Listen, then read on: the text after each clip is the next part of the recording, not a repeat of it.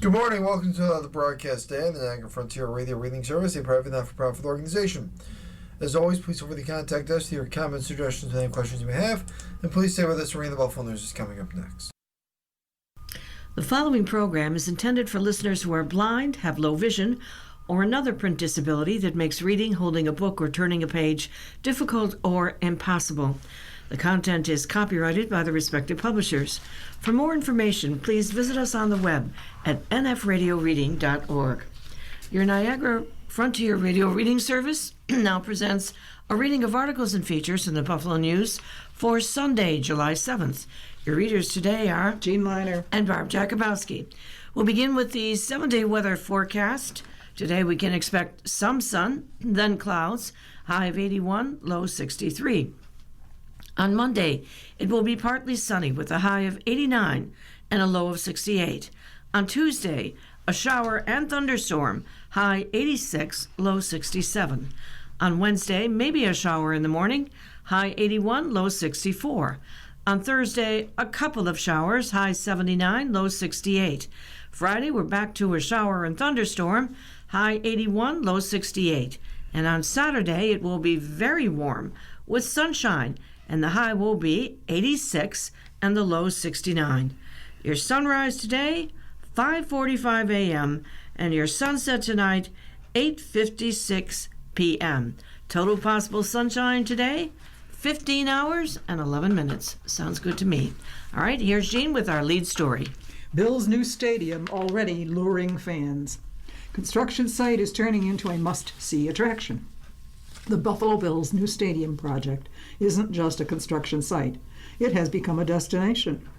With the Bills a huge part of Buffalo culture, and the project one of the biggest construction projects in the history of Western New York, people naturally want to come out and take a look. So, new stadium watching has become a thing. People stop by on their way to the Bills store or on their drive to or from work or some other destination around Orchard Park. Many take photos and post them on social media, noting the progress of the $1.7 billion project. Even those visiting the Buffalo area from out of town make sure to stop by. The site has been an attraction since the start of construction last June, but it has become more of a must-see this summer for Bills fans, sightseers, and the neighbors as the stadium begins taking shape and the weather warms. Margaret Fisher of Hamburg, a Bills season ticket holder since 1985, lives and works around the corner from the project. She periodically takes photos to post on social media and to send to out-of-town family members to update them on the construction. "It's exciting for sure," she said. Brian Schmaz, the owner of Big Tree Inn, which offers a view of the new stadium from the corner of Big Tree and Abbott Roads, said 3 men visiting the area from Dallas were in the bar and restaurant last week after checking out the construction. "There's a lot of talk about the new stadium," Schmaz said. "Lots of people stopping in, saying they want to see where the new stadium is at, construction-wise." Construction is expected to continue for 2 more years, with completion slated before the start of the 2026 season. Several hundred workers are on site every day, with the workforce expected to reach over 1,000 daily at some point this summer. Long precast concrete pieces are being installed, helping transform the steel skeleton structure into more of a fuller stadium feel. This follows the first signs of steel popping up from the pit in April. Work is now being done on the second front floor level and third level of the 5-level stadium. Last February, the project's first steel was placed beneath the ground in the lower or first level of the huge bowl that is the foundation for the stadium. It is the biggest project in Western New York, and the Bills hold such a special place in the community that I think most people are interested to find out what's going on out there and how it's coming along, said Steve Rinaldi, president of the Erie County Stadium Corporation, of the state entity overseeing the project. Rinaldi, whose office is next to the construction on the ECC South Campus, has seen people stop their cars and set up on the east side of Abbott Road, the current Highmark Stadium side, for photos. Some make their way to the fenced area and to get as close as possible, which the state does not recommend. He remembers when the downtown area, now KeyBank Center, was being built in the mid-90s and the Memorial Auditorium was being demolished. That work attracted similar attention from onlookers. This time, there's been more media coverage of the new venue, piquing additional interest in what is happening. I drove out the other day and a guy was setting up on Abbott Road to take some pictures, Rinaldi said, during the spring. He was on the existing stadium side, so I didn't yell at him. I think that's where everybody should try to stand. One of the most popular places to take in what's going on has been the Bill's store parking lot across from the construction site, where there's consistent foot traffic. The Bills and their stadium consultant Legends, which runs the Bill's store in front of the current stadium, declined to comment. Some stadium watchers stop a street over in between One Bills Drive and Abbott Road. Others go to the parking lots and driveways of neighboring ECC off Southwestern Boulevard and Big Tree Road. They also head up to or wind up at establishments near the construction, like the Prohibition at the corner of Southwestern Boulevard and Abbott Road. We're seeing it all the time, said Bernadette Sanger, Prohibition bar manager. People will come in here after just coming in from checking out the new stadium construction. It is not uncommon to see traffic slow down on Abbott Road as drivers pass the construction site and do some rubbernecking, Rinaldi said. Empire State Development recommends stadium watchers park in either the Bills store lot or Lot 2 on Abbott Road if they want to see the construction work. Security on the project site patrols the west side of Abbott Road in the areas considered part of the construction zone. I suspect now some people are seeing pictures of the steel being out, and with the weather breaking, they'll start parking in existing lots across the street on Abbott Road to take it all in, Rinaldi said. There may be a few picnics going on in Lot 2 during the off-season.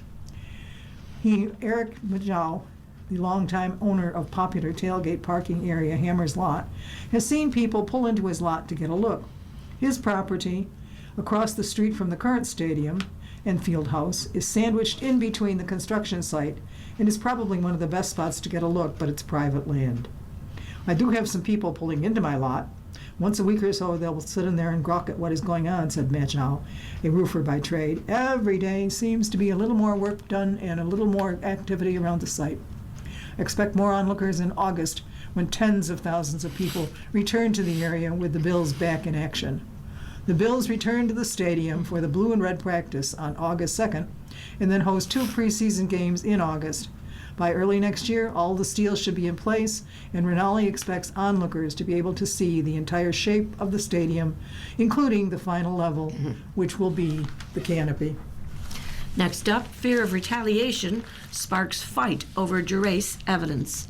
Federal prosecutors have raised the specter of witness intimidation, tampering, and even an assassination of a judge as they seek limits on how defense attorneys can access and use evidence collected during the investigation into the death of a witness in the Farrows Strip Club case.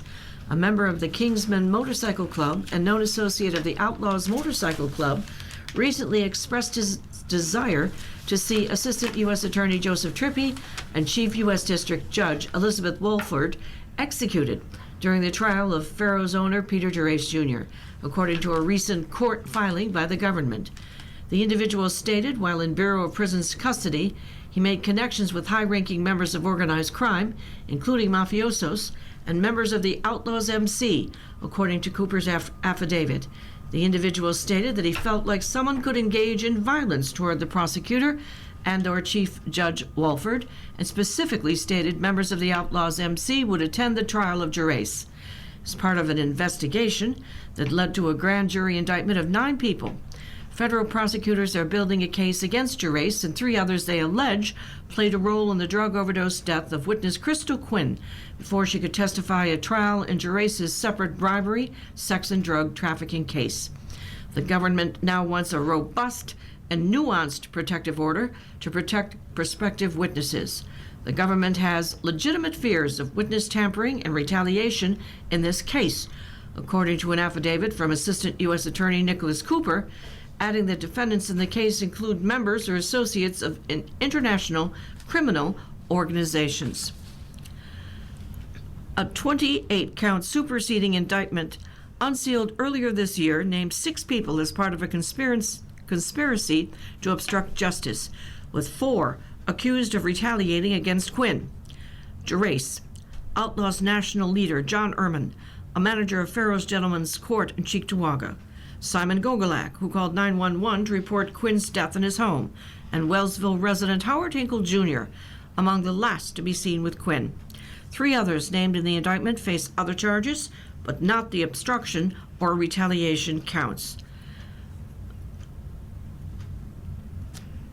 The overdose death of Quinn last summer sparked an investigation by the FBI and U.S. Attorney's Office, and that investigation led to the January 2024 indictment against Gerace, Ehrman, Gogolak, and Hinkle on serious allegations of witness retaliation, witness tampering, obstruction of justice, and drug charges, among other offenses. Prosecutors anticipate calling about 75 witnesses during the trial, which has not yet been scheduled. The government is concerned that disclosure of witness names, identities of victims, and material extracted from seized electronic devices to the media or other third parties will create a dangerous and stressful situation for potential government witnesses. A potential witness may be labeled a snitch, which, as the court knows, makes it inherently more difficult for the authorities to ensure witness safety, to ensure that witnesses appear at trial and do not attempt to avoid law enforcement efforts to serve them with a trial subpoena, and for witnesses and victims to live their life without fear or duress, Cooper said in the government's court filing.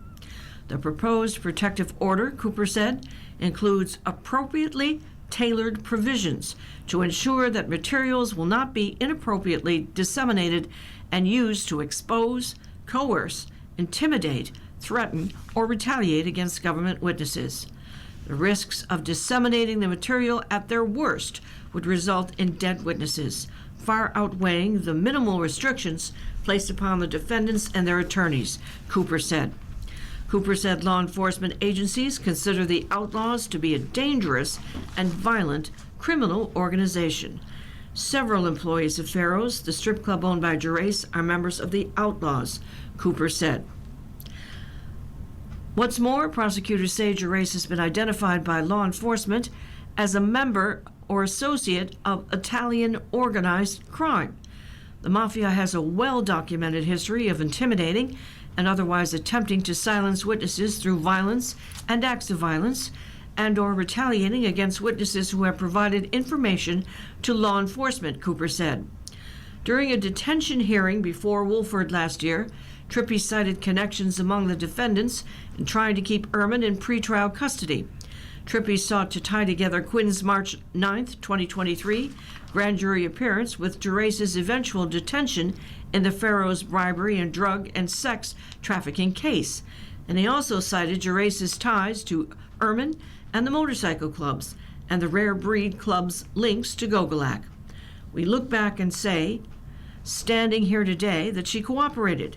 She flipped, Trippi said of Quinn of the December 19th hearing. She testified in grand jury. Gerace got detained. Gerace got mad. Gerace made statements that he could have people killed and had a long reach. And the manager of his club is the national president of the Outlaws, who controls legions of people, who has support clubs and puppet clubs under him, which includes the Rare Breed. And then someone who wants to be a hitman and hangs out with the Rare Breed in Wellsville injects himself back into her life and lures her, and she overdoses, and it is staged to look like an accidental or suicidal death. It's a bad situation then. And they haven't even gotten to setting a trial date. Dangerous, very dangerous. Okay. Well, big air polluters still operating despite expired state permits. Most of Western New York's biggest air polluters are operating under expired state permits, including some that lapsed more than a decade ago.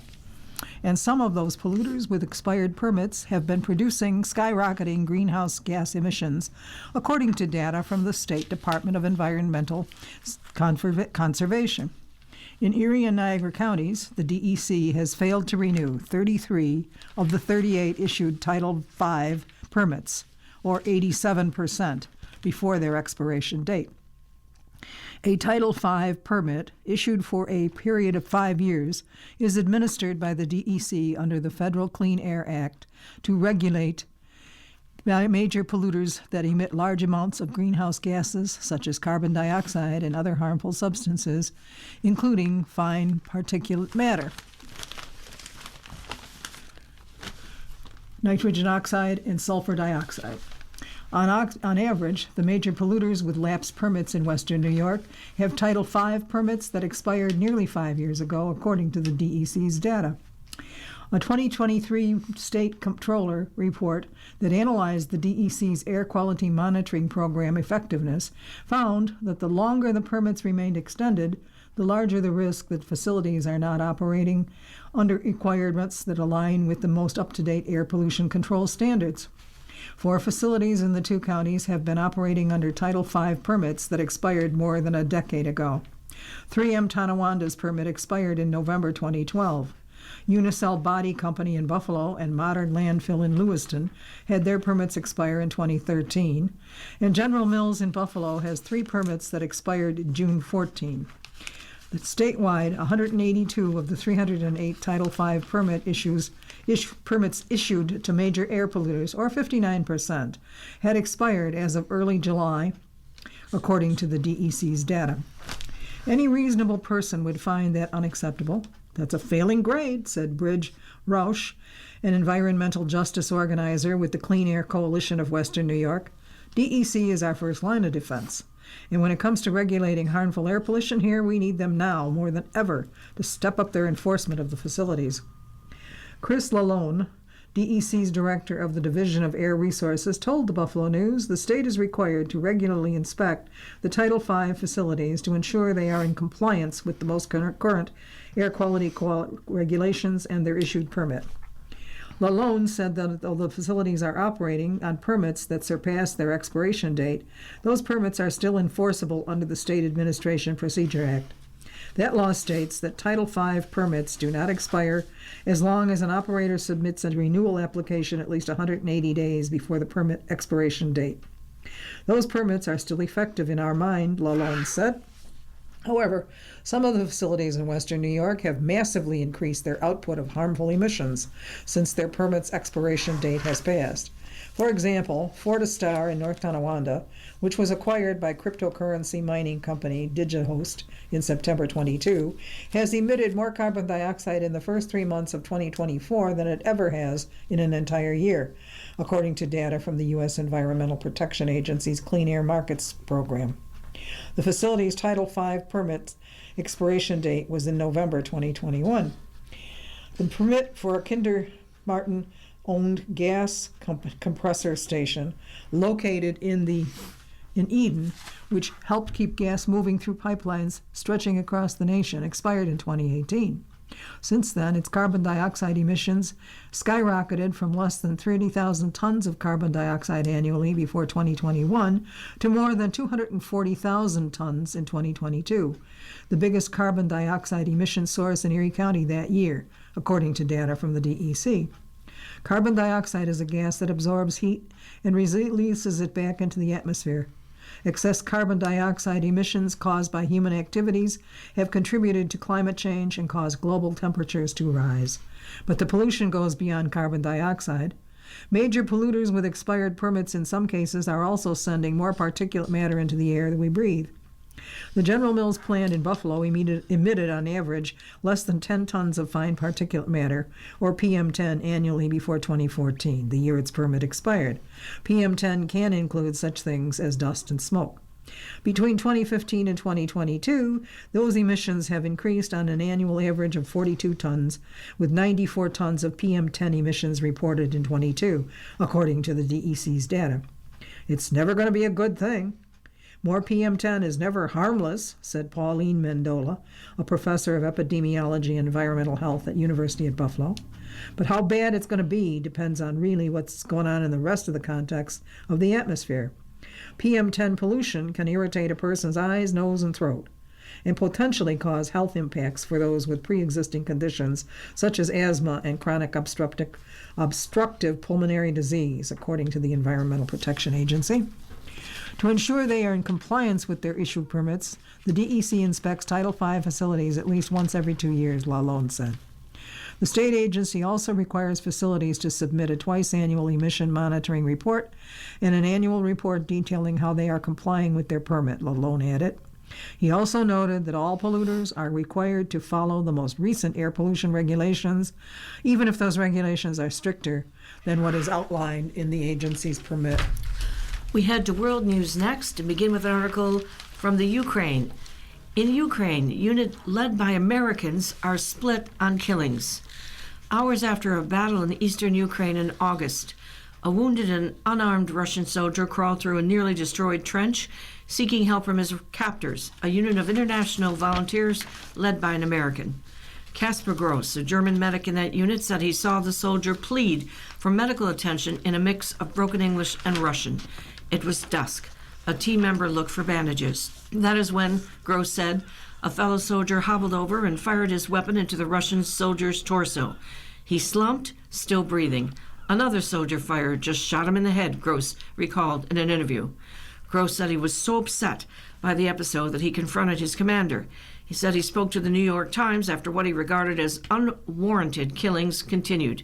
It is highly unusual for a soldier to speak publicly about battlefield conduct, particularly involving men whom he still considers friends.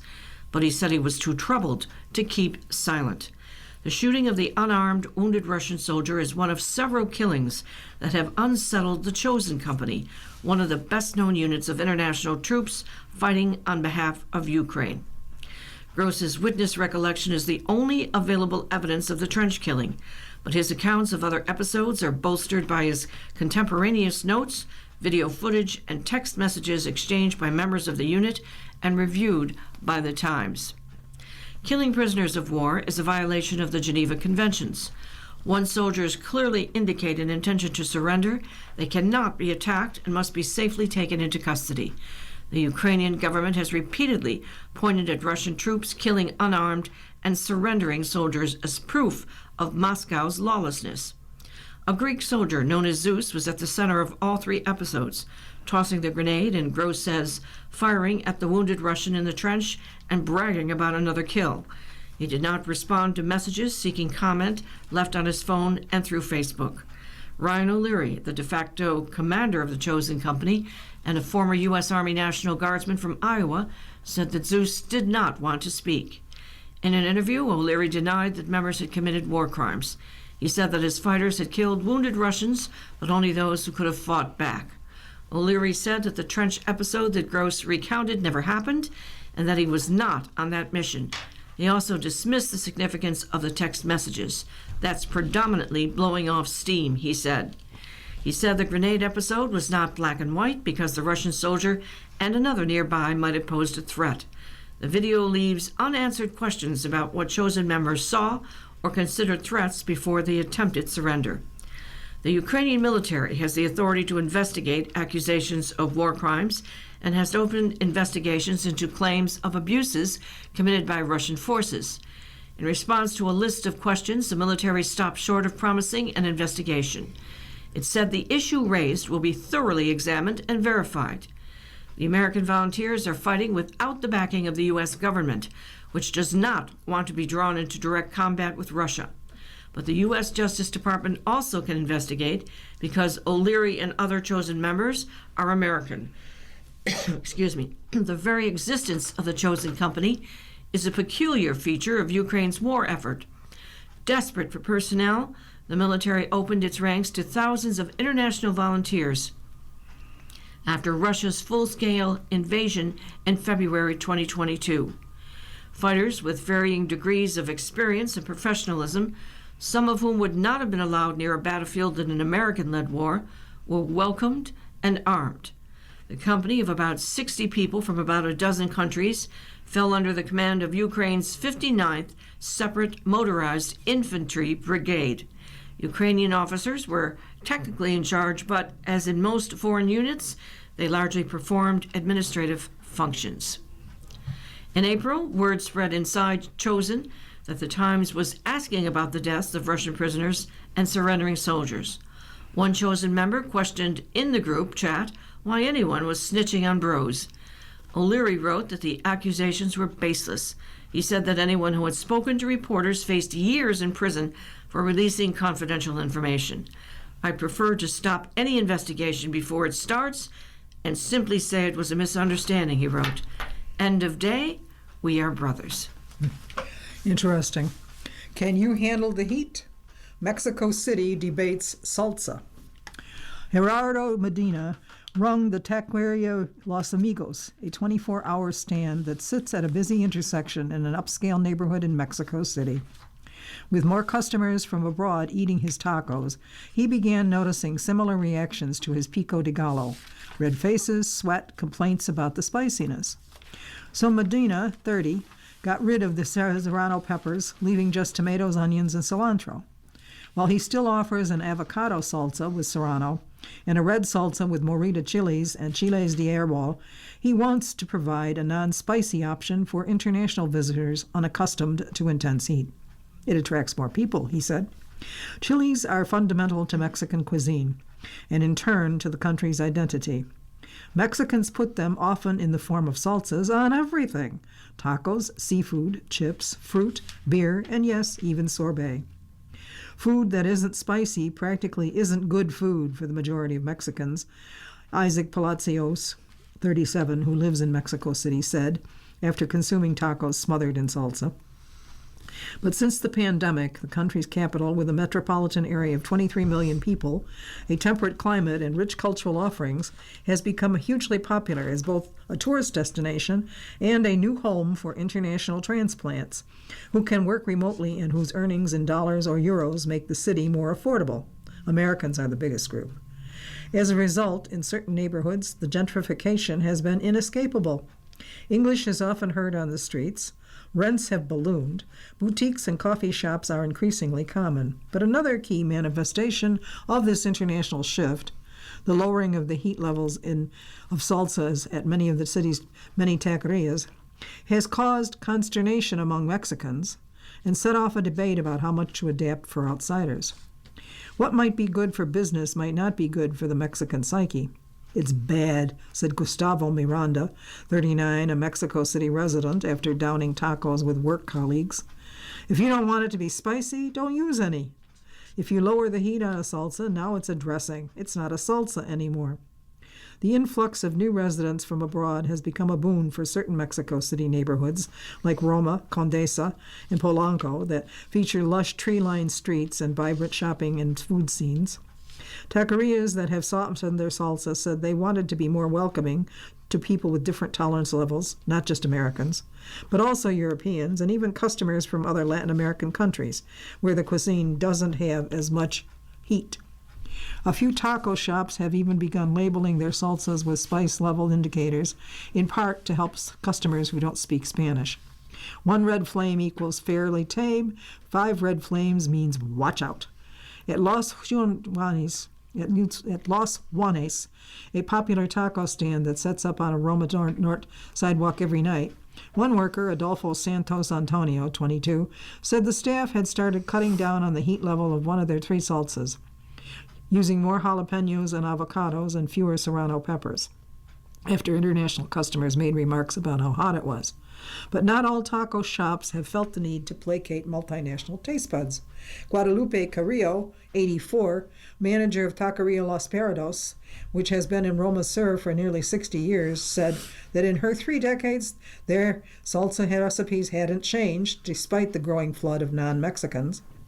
Foreigners have to learn our customs and our flavors, she said, just like when we go there when we eat hamburgers or what isn't spicy.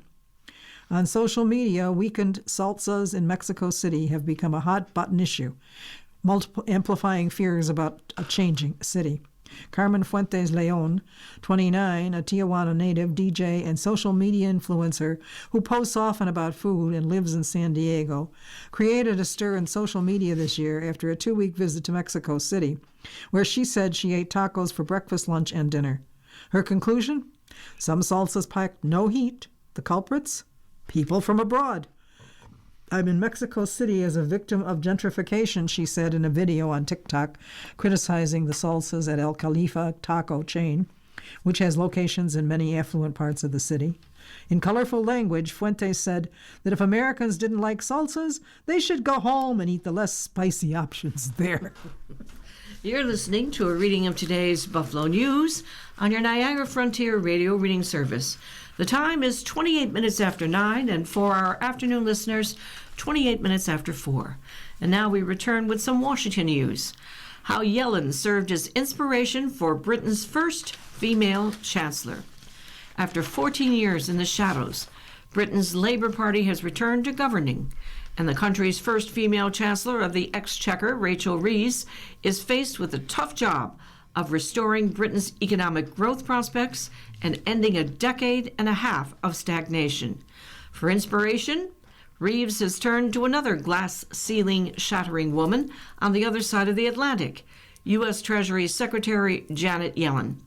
Reeves was named Chancellor Friday after the Labour Party won a majority in Thursday's general election. Now in charge of Britain's budget, she's expected to pursue an economic agenda influenced by Yellen, whose policies have encouraged job creation and a manufacturing investment boom in the United States. Yellen's modern supply-side economics aims to bolster economic growth by increasing the number of workers and raising productivity while reducing inequality. In practice, that has meant giving companies incentives through subsidies and tax cuts to invest in the United States and generate jobs at home, particularly in emerging green sectors. Reeves, 45, calls her version Securonomics, a portmanteau word that means ensuring resilience for our national economy and security for working people, she said in March. It's also likely to mean a more activist government. The Labour Party has drawn up an industrial strategy and has plans for a national wealth fund and a publicly owned energy company. She is also influenced by Harvard University economist Danny Roderick, who calls for productivism, a partnership between governments and businesses to create more productive jobs throughout an economy. For Reeves, the United States justifies this approach, even if many Americans have a poor view of the current economy. While Britain has experienced sluggish growth, the United States recovered rapidly from the pandemic and has continued to expand strongly. Its economy is nearly 9% larger than its pre-pandemic size, and nearly 16 million jobs have been created since President Joe Biden took office, more than making up for the losses during the pandemic. Reeves has already followed Yellen in one respect. Yellen is also the first woman to lead her country's treasury, but following her economic agenda might prove to be more difficult. Yellen's policies have lots of money behind them. The Inflation Reduction Act, with its incentives for manufacturers to build solar panel or wind turbine factories, and for consumers to buy electric vehicles, is projected to cost more than $800 billion, over the next decade. But no one, least of all the Labour Party, thinks Britain has the money to do something as bold. The government's debt is at its highest level since the early 1960s, and interest payments have ballooned. Taxes are also historically high. Current spending plans suggest a squeeze on many public services amid urgent demands for more health care spending and pledges to increase military spending. In today's age of insecurity, as she has called it, with intensifying geopolitical tensions and climate change, Reeves expects to be a manifestation of that stability. After 5 chancellors in 5 years, she is expected to see out a full 5-year term. She has also said she will strengthen Britain's institutions, including the Office for Budget Responsibility, a watchdog. Otherwise, Reeves is expected to focus on changing policies that do not require big spending commitments, particularly overhauling the planning system for development to make it easier to build homes and upgrade the energy grid. But for some, these constraints define Reeves more than her ambition does. Labour this year ditched a pledge to spend £28 billion, about $35 billion, a year on green investment, which Reeves announced 2.5 years earlier. The Biden administration broke the rules and bet big, and Labour needs to do the same, said Danny Sriskandarajah, CEO of the New Economics Foundation, a British think tank. And now we turn to world news and national news. The conservative brain trust that is resettling America. The Claremont Institute has been located in Southern California since its founding in the late 1970s. From its perch in the foothills, the San Gabriel Mountains, it has become a leading intellectual center of the pro-Trump right.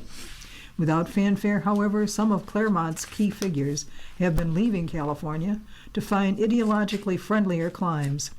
Ryan P. Williams, the think tank's president, moved to a suburb in the Dallas-Fort Worth area in early April. His friend and Claremont colleague, Michael Anton, a California native who played a major role in 2016 to persuade conservative intellectuals to vote for Donald Trump, moved to the Dallas area 2 years ago. The Institute's vice president for operations and administration has moved there too. Others are following. Williams opened a small office in another Fort Worth suburb in May and said he expects to shrink Claremont's California headquarters. A lot of us share a sense that Christendom is unraveling, said Skylar Cressom, 38, who is friendly with the Claremont leaders and shares many of their concerns. He left Southern California to move to Coeur d'Alene, Idaho in 2020. We need to be engaged. We need to be building. As Trump barrels through his third presidential campaign, his supporters, buoyed by last week's debate, many of the young activists and thinkers who have been risen under his influence, see themselves as part of a project that goes far beyond electoral politics. Rather, it is a movement to reclaim the values of Western civilization as they see it. Their ambitions paint a picture of the country they want should Trump return to the White House, one driven by their version of Christian values with larger families and fewer immigrants. They foresee an aesthetic landscape to match with more classical architecture and a revived conservative art movement and men wearing traditional suits.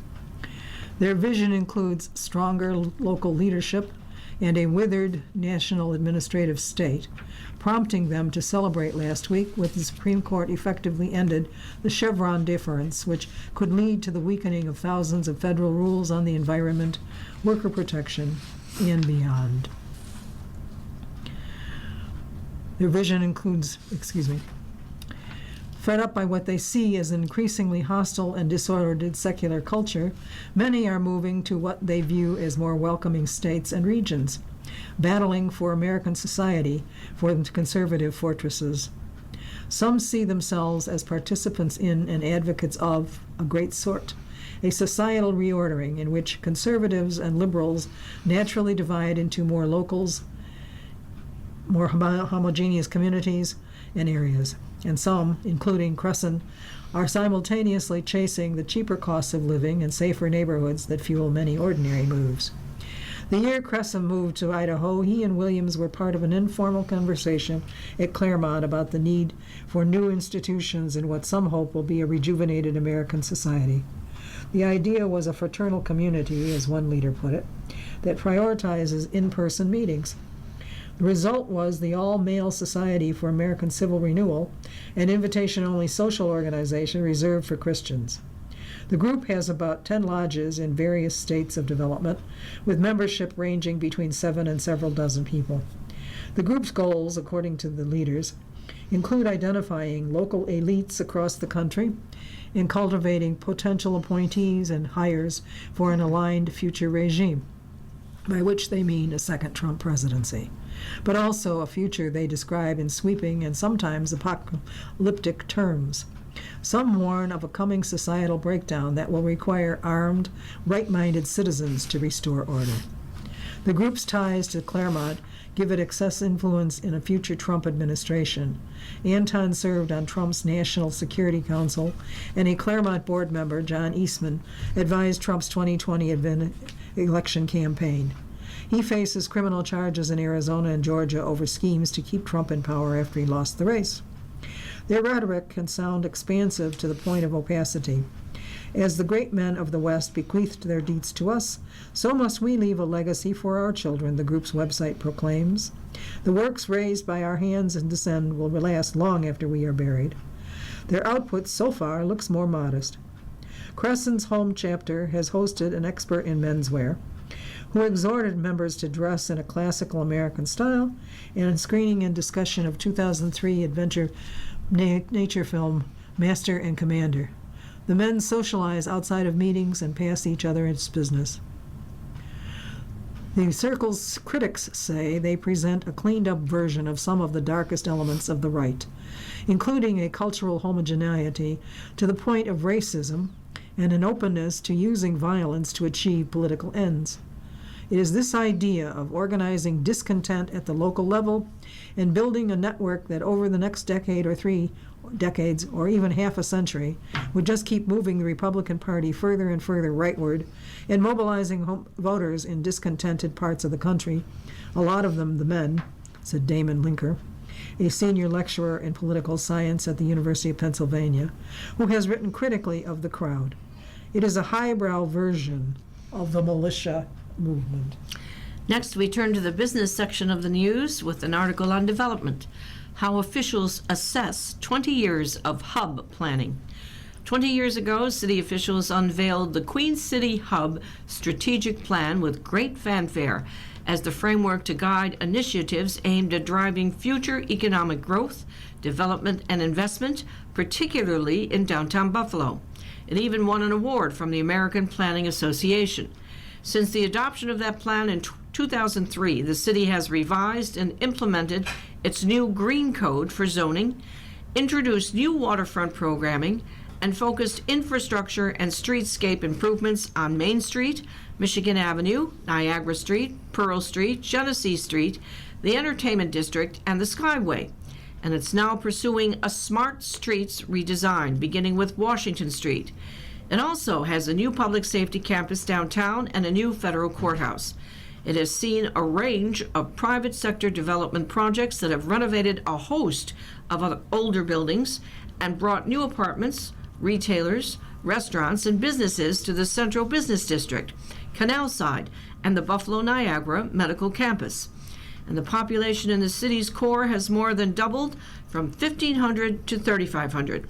But while the hub remains a highly relevant document still today, the continuing impact of the COVID-19 pandemic, particularly the growth of remote and hybrid work patterns, is posing new challenges for the city and the continued implementation of the plan, said Brendan Mahaffey, Executive Director of the city's Office of Strategic Planning.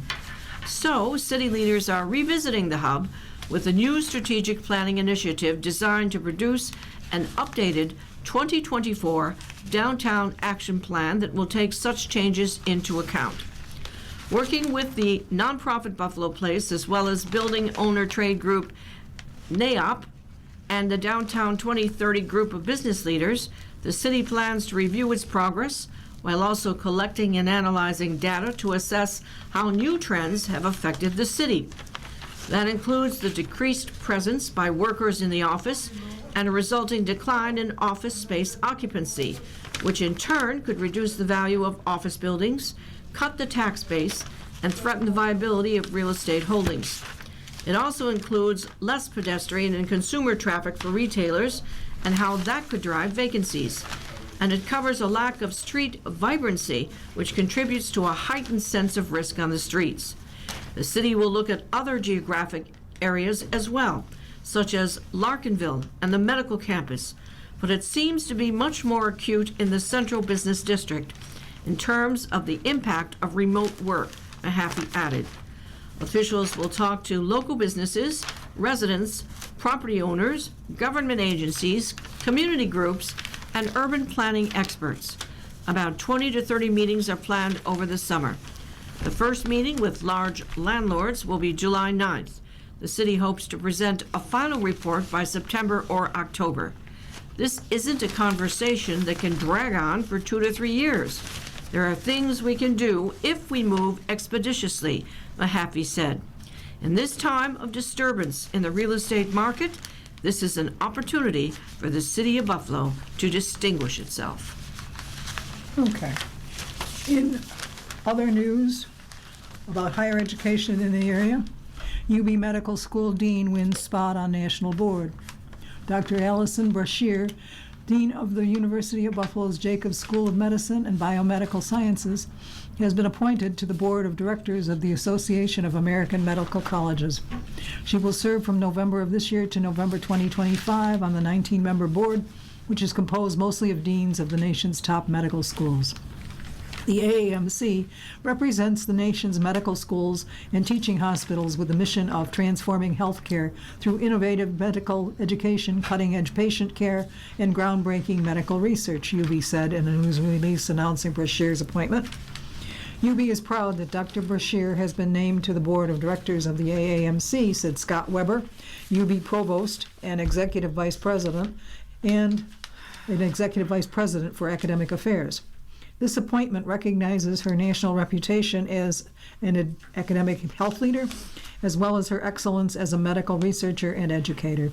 Brashear joined UB in late 2021 as the first female dean at Jacobs and as UB Vice President for Health Sciences, which also encompasses UB's School of Dental Medicine, School of Nursing, School of Pharmacy and Pharmaceutical Sciences, and the School of Public Health and Health Professions.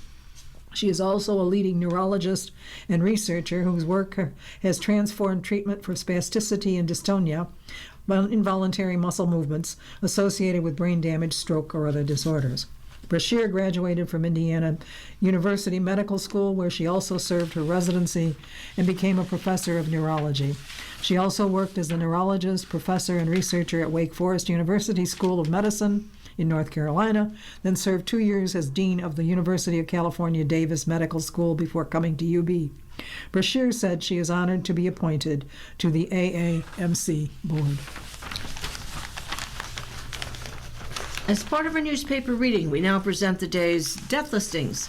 If you need further information on any of these names, call us at 716-821-5555.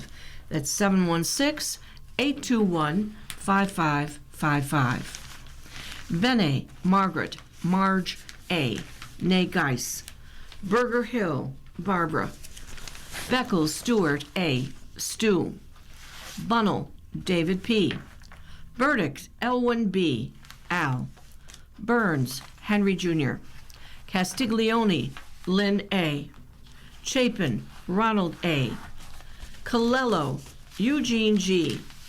Coots, Maureen C., née Morad. Domino, Michelle S. Drodes, John J. Sr. Erdley, Sally A., née Hill. Fentner, Joanne E., née Sikorsky. Hazley, Janice M., née Black. Hayden, Gerald J., Ph.D. Henning, Doreen O., Ducky, née Revitt. Henry, Linda C. Hughes, Shirley J., née Rupert. Cohn, or Cohn, Robert R. Keller, Ann J., née Folga. Kelly, Robert James. Kowalski, Tammy. Crana, Patricia A., née Drews. Krieger, Dolores C., née Zhemba. Lakowski, Sharon, née Shablewski. Lasinski, Grace M., née Rager. Lohr, Charles D. Maddox, Stephen. Makowski, Nancy A. Mazurowski, Marie L., née Nowicki. Malicki, or Malitsky, Gary E. Madison, Sarah. Meese, Jane R., née Reed. Meltzer, David. Miller, Eric J., Captain USMM. Monahan, Joseph A. Musilli, Oliver M. Nasso, Clementine, Tina. Nowak, Judith N., née Kotowski. Pinuccio, Teresa A., née Pierczynski. Perry Jr., Robert B. Piniewski, Joanne Ella. Pino, Robert L. Person, or Pearson, Susan M., née Regjen. Pshibish, Barbara E., née Reinert. Reynolds, Keith. Reardon, William F. Doc. Schmidt, James N. Sharman, Paul A. Shriver, Darlene. Smith, Mark K. Mr. Waters. Spangler, Bert K. Spire, William A. Billy. Stang, Anthony K. Tony. Teagarden, Dennis P. Williams, Paul J. Jr. Wilson, Donald E. Wishman, John A. Wadowski, Shirley A. Nay Holden. If you need further information on any of these names, please call us at 716-821-5555. That's 716-821-5555. Now here's Jean with the horoscopes. Your daily astrology from Nancy Black. Aries, March 21st, April 19. Today is a 9. She has a ranking scale for dates, 0 being the worst possible date, 10 being the best possible date. Today is a 9. Plan fun to replenish your heart. Savor games, sports, and shared obsessions with family and friends. Learn new tricks from a master. Taurus, April 20th, May 20th.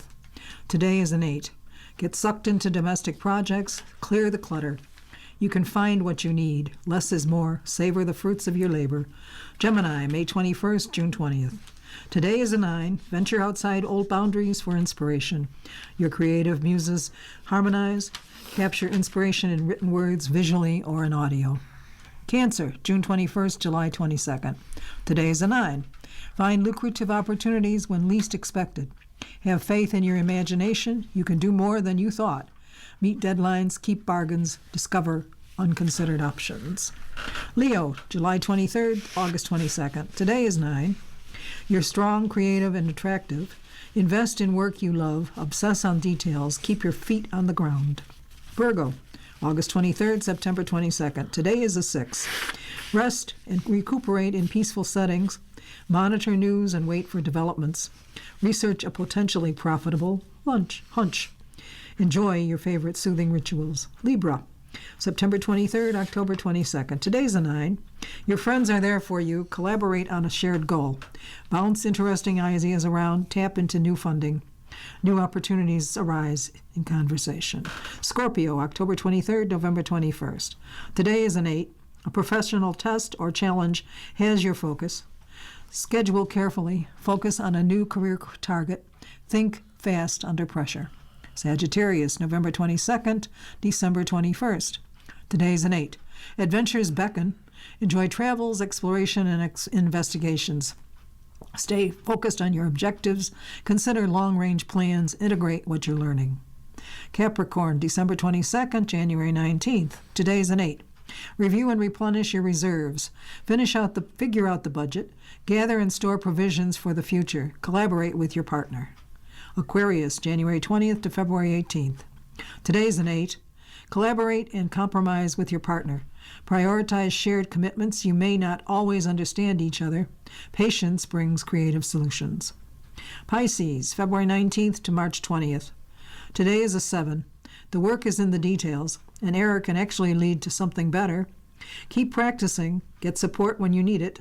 Keep your wits about you. And if your birthday is today, the 7th of July, 24, envision and attain perfection this year. Widen explorations with consistent, steady steps. Adapt professional plans around summer changes before autumn research reveals exciting discoveries. Manage winter household repairs and upgrades for an especially brilliant creative springtime. To get the advantage, check the day's ratings, 10 being the easiest day, 0 being your most challenging day. You're listening to a reading of articles from the Buffalo News for Sunday, July 7th on your Niagara Frontier Radio reading service. We'll return for more readings after this short break. Your readers today are Jean Leiner and Barb Jakubowski.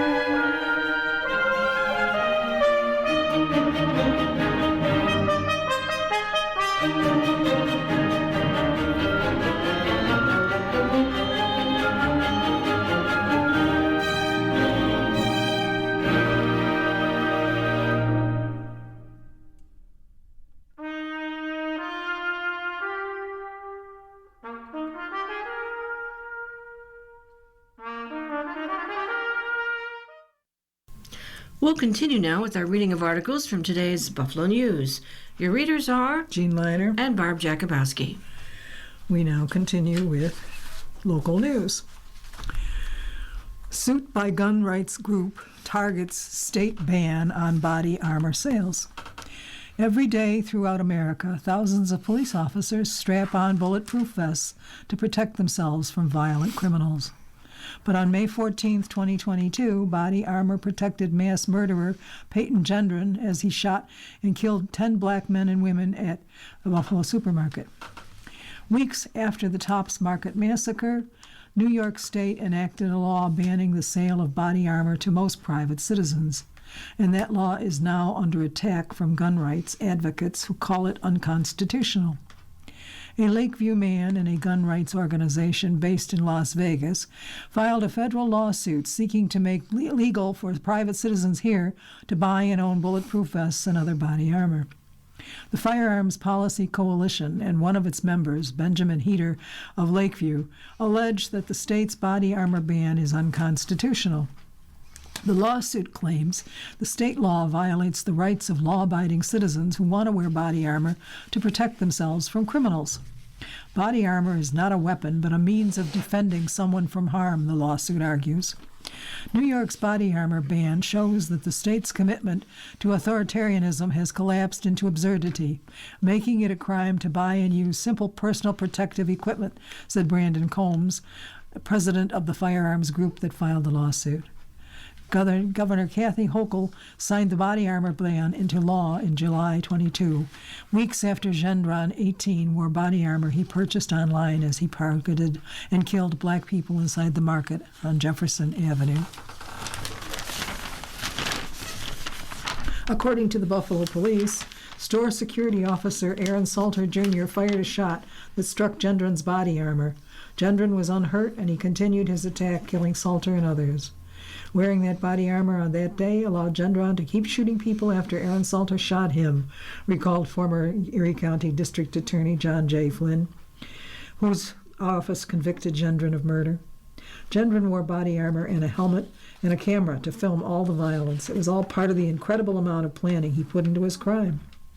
Speaking to the Buffalo News on Friday, Flynn said he understands the need to keep criminals like Gendron from utilizing body armor, but he said he also understands why some law-abiding citizens, such as a store clerk working in a high-crime neighborhood, might also want to wear body armor. I have to say, in all the violent crimes I ever prosecuted, Peyton Gendron is the only criminal I recall wearing body armor during a shooting, said Flynn, now a partner in a Buffalo law firm. I am sure it happens at times, but very rarely. Gendron is serving a life term in state prison after pleading guilty to murder and domestic terrorism charges last year. He still faces federal charges that potentially could result in a death penalty. Speaking of the body armor restriction, Combs claimed New York's laws have gone far off the deep end. In a statement issued after the lawsuit was filed on July 1st, Combs said his organization looks forward to eliminating this unconstitutional law and teaching New York another lesson about constitutionally protected rights. The news was unable to reach Heater. The Firearms Policy Coalition or its attorney, Nicholas J. Rotzko, on Friday. None of those parties responded to phone messages left by a reporter. In court papers, Heater said he wants to buy body armor because he was surrounded by angry Black Lives Matters protesters in Niagara Square on May 30th, 2020. He said the experience caused him to fear for his safety in the event of future civil unrest. The governor's office did not respond to an email seeking comment on the lawsuit. Body armor has saved the lives of more than 3,000 law enforcement officers, according to a study by the National Institute for Justice. Body armor is in common use in every state for lawful purposes, the lawsuit states. Indeed, a recent analysis of the body armor market concluded that American civilians spent $41.9 million on body armor in 22, which is projected to increase to $69.2 million by 2034. The lawsuit also claims that only a negligible percentage of criminals choose to wear body armor while committing crimes. Since 1984, according to the lawsuit, has been a felony to wear a body vest during commission of a crime in possession of a gun. But only a handful of people have been charged with that crime in New York State over the past 40 years, the lawsuit states. Next up, Johnson departs county legislature for elections board. Democrat Howard Johnson abruptly resigned Friday from the Erie County Legislature, where he represented one of the poorest districts in Buffalo, to become a deputy commissioner for the Democratic side of the Erie County Board of Elections. This position is open and we want to fill it as soon as possible, said Jeremy Zellner, Democratic commissioner for the Erie County Board of Elections and County Democratic Party chairman. I think he's going to bring a lot of talent to our department. Johnson, who advocated for resources to address urban needs, submitted a 2-sentence resignation letter to Erie County Clerk Mickey Kearns. The letter stated his resignation was effective as of 11:59 p.m. Johnson represented the 1st District, which covers a large swath of the East Side as well as the Downtown Business District and Lower West Side. Johnson did not respond to an interview request from the Buffalo News to offer any insight into why he has decided, without warning, to immediately resign from the legislature. But he shared a statement through the county legislature's Democratic chief of staff, touting some of his accomplishments and priorities during his time in office. Over the course of the past 5 years, I have worked with my colleagues in government to improve the lives of the residents of our community, he said. The accomplishments I am most proud of include the establishment of the Corrections Specialist Advisory Board to improve the condition of our jails, the creation of the Urban Initiative Fund, and the approval of pay raises for the county's elected officials. I am excited for a new opportunity to serve at the Erie County Board of Elections. Johnson has been very vocal about resources and equity for poor city communities. He also has been a staunch critic of Kearns, the county clerk. Most recently, Johnson was the most outspoken legislator pushing for raises for all elected officials, including county legislators. As part of that push, Johnson, one of the few legislators who holds no outside employment, talked about how his work as a legislator was a demanding position that he treated as a full-time job. He also talked about the needs of his constituents and about how he is accountable to the people he represents. Johnson most recently attended a public hearing on Tuesday regarding a local law sponsored by legislator John Barnesi, calling for term limits. At that time, Johnson gave no indication he intended to resign. He said he was still weighing his feelings on the proposed law and listening to people on both sides. Zellner said he offered Johnson the position as his new deputy commissioner because Arthur Champ Eve Jr. is stepping back as deputy commissioner and will be working for the board on a part-time basis. Johnson's departure from the legislature means Democrats will hold a 6-4 majority instead of 7-4. The 1st District seat will not remain vacant for long, however. Zellner said the Erie County Democratic Committee will convene to appoint someone to the seat, after which whomever is appointed will need to immediately campaign to win the general election in November to fill Johnson's remaining 1-year term. It's possible whoever is appointed also may face a primary in the heavily Democratic district. Johnson's immediate resignation allows Democrats to potentially appoint someone to fill Johnson's seat before the county legislature goes on break for a month in August. In light of the new state law that would move county legislature elections to even-numbered years starting in 2026, whoever intends to permanently fill Johnson's seat will need to pursue a grueling election path after being appointed. The individual would need to win election this fall, run and win election again in 2025 for a 1-year term, then run again in 2026 for a full 2-year legislative term, Zellner said. We now turn to local news. March honors boy 3 shot and killed in 2021. A crowd of about 75 people marched on East Ferry Street from Fillmore Avenue in Buffalo late Saturday morning, their chants echoing off buildings in the East Side neighborhood. "Put the gun down," they yelled, followed by, "We want to live," and "Babies are dying, mothers are crying." The march was organized by Most Valuable Parents, a anti-violence advocacy group in Buffalo, in remembrance of Shaquille "Cool Kid" Walker Jr., a 3-year-old who was shot and killed 3 years ago. "We got a cool kid," shouted Donette Jennifer, Shaquille's mom, while the crowd walked under the railroad bridge near Grider Street. Marching next to her was her 4-year-old son, Peyton Walker, holding a nearly life-size cardboard cutout of Shaquille O'Neal. Shaquille was shot in the head on July 5th, 2021, after a gunman opened fire on a crowd watching fireworks on Donovan Drive in the Ferry Grider homes. Daquan I. Richardson used an assault rifle to fire nearly 40 bullets into the crowd. 4 people were hit, including Shaquille. He was rushed to O'Shea Children's Hospital, where he died 4 days later after he was taken off life support. In May 23, Richardson was sentenced to serve 25 years to life in prison for Shaquille's murder. Saturday's march was to teach people about the effects of gun violence, said Linda Henderson, who helped organize it on behalf of MVP. "We want to come together positively, not always at funerals. We're tired of that," Henderson said. "This is what happens after gun violence." Excuse me. "After what we're doing today is sad. This is what happens after a child is gunned down. The parents and the community are suffering." Those marching Saturday included Shaquille's family, friends, neighbors, and other community members. The march paused for a few minutes at True Bethel Baptist Church, where Shaquille's funeral was held.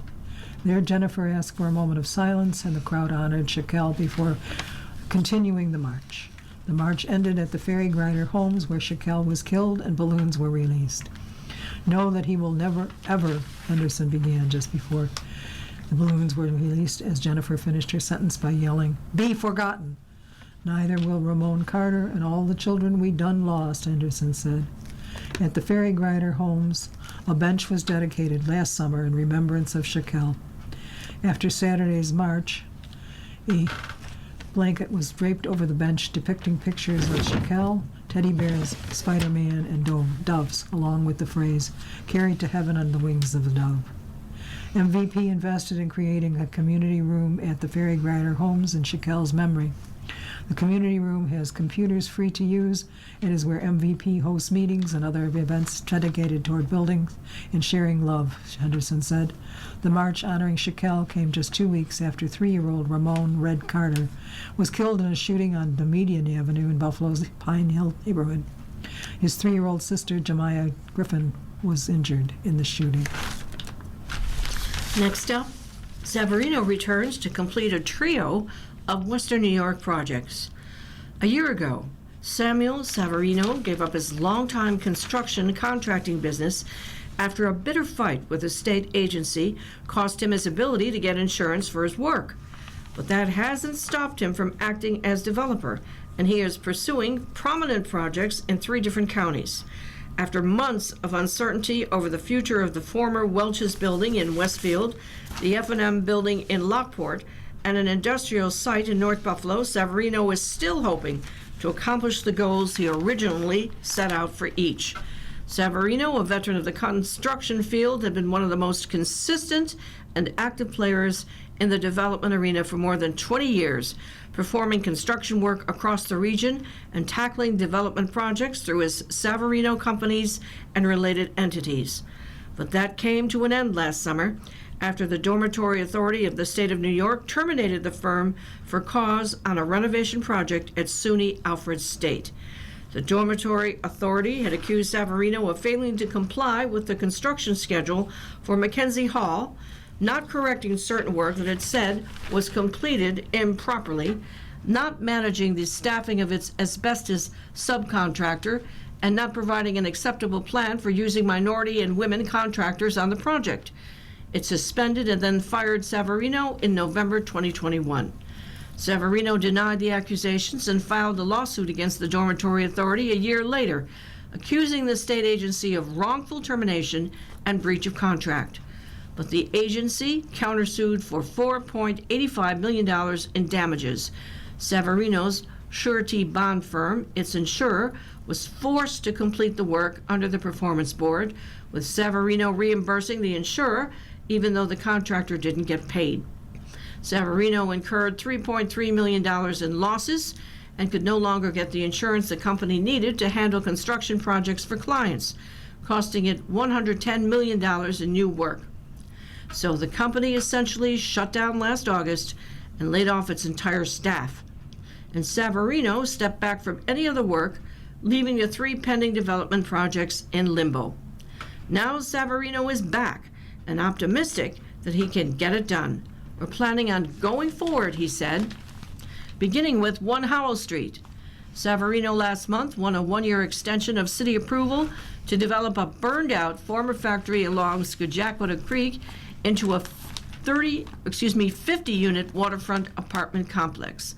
Construction would take 18 to 20 months, probably starting in early 25. The $15 million project by Howell Street Venture, LLC, would demolish a 10-year-old industrial warehouse that was heavily damaged in a fire and erect a new building in its place. It also involves a $2 million remediation of the highly polluted parcel under the state brownfield cleanup program. The proposed 5-story, 49,000 square foot building will contain 14 studio, 28 one-bedroom, and 8 two-bedroom apartments. Financing is still not secure, though. It was originally supposed to be a mixed-income building, with some units offered at affordable rents based on the area median income. But that's no longer working out financially, so Severino would either use a higher percentage of the AMI or make them all market rate rents. How about Welch's? In the village of Westfield, a partnership between Severino and another firm agreed to buy and redevelop the historic former Welch's Grape Juice Company headquarters through Two Portage LLC. The partners completed their $475,000 purchase and received approval from the Chautauqua County Industrial Development Agency for $1.76 million in tax breaks to support the $16.15 million project. Renovation plans called for the building at 2 South Portage Street to be turned into 46 mixed-income residential apartments and 3,700 square feet of commercial space. The project includes 31 one-bedroom and 15 two-bedroom apartments, ranging in size from 500 to 1,200 square feet with both market and affordable rates. And then F&M. Severino had planned to spend $9 million to redevelop the former Farmers and Mechanics building in the city of Lockport, adding 30 new residences to the landmark building. Located at 116 Main Street, the building consists of a historic tower and an attached single-story mall dating to the 1970s, but they've been mostly vacant for more than 30 years. Plans call for 21 bedroom and 9 two-bedroom apartments and some first-floor commercial or retail space in the historic former bank lobby. The tower would be restored, while the mall would be gutted and lined with housing along the perimeter and 22 indoor parking spaces in the interior. Severino has both buildings under contract from Gancelli Development and received an 18-month extension on his city approval of the project, now valued at $12 million. He's working with Lockport Development Corp. To complete due diligence and has not applied for financing. But he previously expected to use historic tax credits, a Restore New York grant, and $1.4 million from the Downtown Revitalization Initiative, as well as a Main Street grant from New York State Homes and Community Renewal, a first mortgage, and a loan subsidy. And now we turn to national news. Tulsa race massacre receives new DNA scrutiny. Tulsa. Jeanette Batchelor Young had been tracing her roots for years when she received a message that would change what she knew about her origin story. There were still so many blanks in her family history. Batchelor Young had lived with her father briefly till his death. Then she was adopted. She knew the name of his mother and grandmother, but not much more. The message came from a forensic lab, and it revealed a twist to Batchelor Young's understanding of her paternal family's journey from a tiny farming community in Texas to Northern California. Turns out there has been a stop, possibly a very consequential stop in Tulsa, Oklahoma in the 20s. Batchelor Young, 64, learned she might be a relative of one of the victims of the 21 Tulsa Race Massacre. Her DNA matched that of remains exhumed from a local cemetery as part of the city's effort to identify the victims of the massacre through living relatives. I have had so many questions about my family on my father's side, Batchelor Young said. I wanted to know more about who and where I come from. The massacre, among the most horrific racial attacks in American history, left Tulsa's Greenwood district, a black neighborhood, in smoldering ruins. The death toll is estimated between 36 and 300. Many survivors scattered to parts unknown, taking with them clues about who lived and died in the neighborhood. Some of those who were killed were identified in the aftermath of the massacre, but others were not.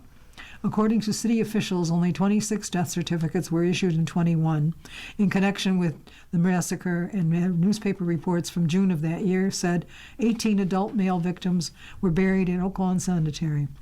A definitive death toll is still unknown, as rumors and reports of bodies being thrown down mine shafts or dumped into the Arkansas River have circulated over decades. More than a century later, many of the economic and social scars remain, along with an enduring, painful question. Who perished in that massacre?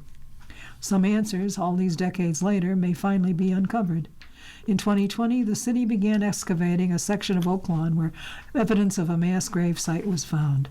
It was a major step to solving a historic cold case, an ambitious mission that started with unmarked graves in what was once a potter's field, moved forward in time to the living, then traveled back in time to the dead. Researchers are working to match DNA samples extracted from the burial remains to those in 2 national DNA databases. They have now identified dozens of people who share the most DNA with the burial remains, all likely distant relatives such as a first or second cousin, several times removed. The best-case scenario would be a descendant, such as a great-grandchild. To be able to tie back to any of the burials is finally a step forward, a concrete piece of information on a subject that has had no new information for such a long time, said Allison Wild, the genealogy case manager for the project. We are talking about trying to find a name and a narrative, a real person tied to someone living today. The investigation relies on science records, fading and uncertain family memories. Investigators face a world of unknowns, over a century of time, spotty documentation, and few names and various spellings of victims and relatives. If researchers are able to make positive identifications using investigative genetic genealogy methods, the process can be applied to other mass graves, said Danny Helwig, Director of Laboratory Development at Intermountain Forensics, the nonprofit lab working with the city to identify exhumed remains. We are hoping to run into stories like, I heard my mom talking about her uncle so-and-so and he had gone west and nobody ever heard from him again, said Wild, who is also the director of the genetic genealogy program at Intermountain Forensics. Once the remains are identified, then we would do a real deep dive into the person's life in hopes of answering the questions. Was he or she alive after June 1st, 21? Last year, Mayor G.T. Bynum of Tulsa announced the project, called the 1921 Graves Investigation, had reached a major scientific breakthrough. The exhumed remains of 22 individuals had provided enough genetic material to create 6 DNA profiles that were traced to living relatives. The investigation linked the DNA profiles to 19 possible surnames in 7 states: Alabama, Georgia, Louisiana, Mississippi, North Carolina, Oklahoma, and Texas. Families with matching surnames and a history in Tulsa are asked to reach out to submit their DNA and share their stories. This spring, just before the 103rd anniversary of the massacre, officials added 2 more profiles from previously exhumed burials, but they say they need more DNA from relatives. Researchers caution that they are not yet certain whether the remains belong to victims of the massacre. Either way, the identifications would advance the investigation and offer clues into burial patterns at the cemetery. Even if it is a normal death, these are all individuals lost to history, and they deserve to have their names back, Helwig said. And now it's time for, I want to say Ask Amy, but it's not Ask Amy, it's Ask Eric. And this advice guru is our Eric Thomas, somebody new. And we begin with Tired of the Rage. Dear Eric, my husband came from a highly dysfunctional family, which has contributed to his anger issues. I also came from a dysfunctional family, but I try to be the peacemaker. My biggest issue is that when we leave the house, he turns into a road-raging fool. He is so bad that it forced us to cut a vacation short because a terrible, over-the-top incident led me to tears, as usual. He drove us to 3 states back home, and we haven't been on vacation since. We really can't ever leave the house without him honking, swerving, threatening people who do annoying or even seemingly minor things. This is, in my opinion, ruining our lives. I will not support him in public when he does these things. It sends my PTSD through the roof. He is in counseling, but it doesn't appear to be helping. Dear Tired, I'm seriously concerned for your safety. From a practical standpoint, you should not be getting in the car with him as a driver, and you should have a frank, honest conversation with him about how his behavior is affecting you. Say, it really hurt me when our vacation got cut short because of the road rage incident. I feel unsafe with you when you do this. I need us to find solutions to prevent it from happening again. In the short term, if we're in the car together, I'm driving. Are you in counseling? With the triggers in your home life, you could do well to work through your own feelings privately with a counselor. You write that his rage left you in tears, as usual. Friend, this does not have to be your norm. A counselor may also be able to help you navigate larger existential questions about the marriage and guide you to a script that makes it clear to your husband that you won't put up with more of the same. It may also be worth asking your husband what his therapeutic goals are. Does he want to get rid of his anger problems? Does he have clear benchmarks that will mark his progress? It's okay to ask him. Next up, healthy but unhappy. Dear Eric, my wife and I have a wonderful marriage, but I wish you would just let me do the cooking. Where I am concerned with the flavor of foods and taking those extra steps to make our food taste delicious, my wife is mostly concerned that what we eat is healthy and that it has all the nutrients we need, even though we take multivitamins. Having to force down a healthy meal can sometimes put my evenings on a real low. I don't mind cooking for the whole family, but she often insists, or she just takes the initiative. How can I let my wife know that I would like to cook tonight, please? Dear Healthy, try a cooking calendar.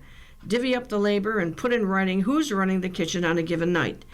And if you don't want to eat what she's making, have leftovers from one of your nights. Have a conversation about how each of you is expressing your values through food.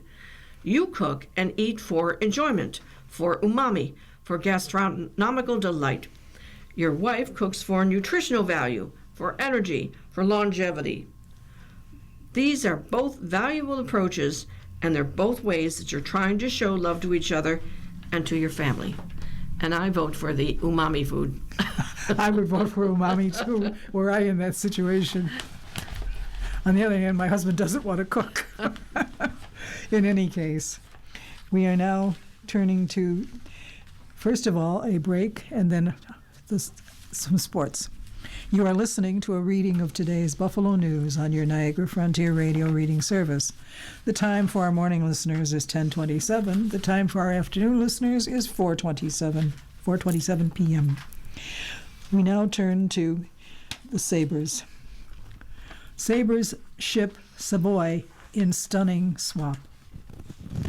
Kevin William Adams left the NHL draft in Las Vegas with all the talented prospects he was prepared to trade to upgrade the Buffalo Sabres roster. The general manager added fourth-line winger Beck Malenstein to give Lindy Ruff the physicality that the new coach wanted. Then the Sabres spent $10.2 million in free agency on forwards Jason Zucker, Sam Lafferty, and Nicholas Aube-Kubel, and defenseman Dennis Gilbert. When shopping was completed Monday, Adams said he was happy with his roster, but he was still willing to make a trade if the right player became available. The Sabres found a match Friday, and Adams took one of his biggest swings at the job by trading one of his top prospects, Matthew Savoy, to the Stanley Cup runner-up Edmonton Oilers for center Ryan McLeod and right wing Tyler Tullio. McLeod is just 24 years old and recently completed his third full season with the Oilers.